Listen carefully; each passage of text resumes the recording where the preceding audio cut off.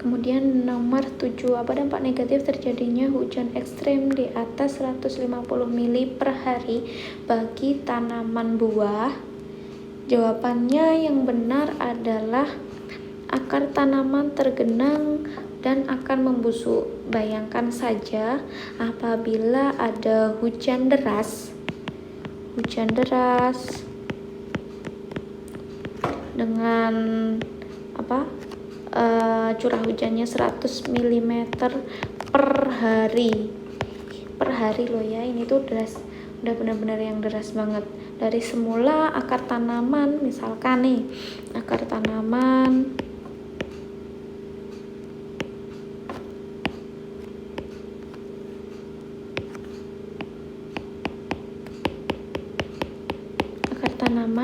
yang dapat hujan, kemudian dia itu udah hujan nih, terus kemudian tanahnya kan bisa jenuh kan, soalnya kenapa? Dia itu sudah cukup air yang diterima, tapi tetap masih aja hujan.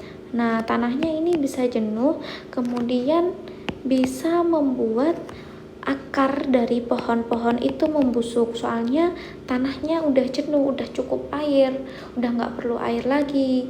Dan kalau misalkan udah cukup air tapi ternyata masih masih menerima banyak air lagi, nanti tanahnya akar tanamannya itu nanti membusuk, soalnya kayak terendam gitu loh, kayak terendam oleh air itu.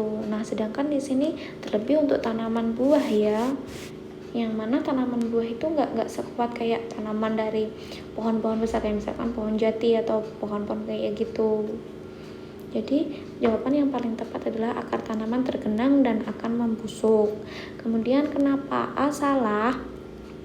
Itu pengolahan itu bukan hanya pada saat dari hujan saja. Jadi pengolahan itu kan ada banyak tuh pengolahannya, mulai dari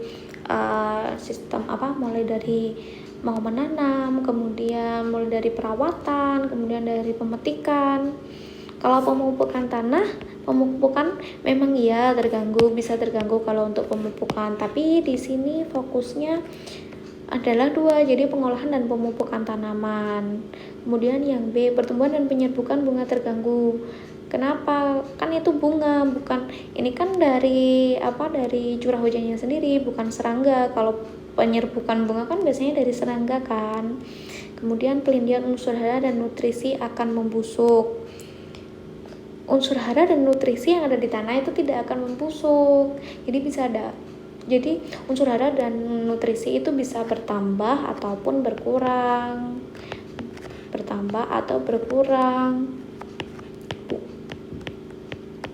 bukan membusuk.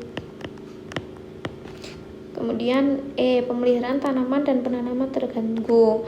Kalau pemeliharaan sebenarnya ini bisa diatasi ya. Jadi kan kalau pemeliharaan biasanya lebih ke faktor manusianya, gimana untuk bisa tetap hidup dengan kondisi yang seperti itu. Jadi ini kan dampak negatif terjadinya hujan ekstrim. Jadi jawabannya yang paling tepat adalah D.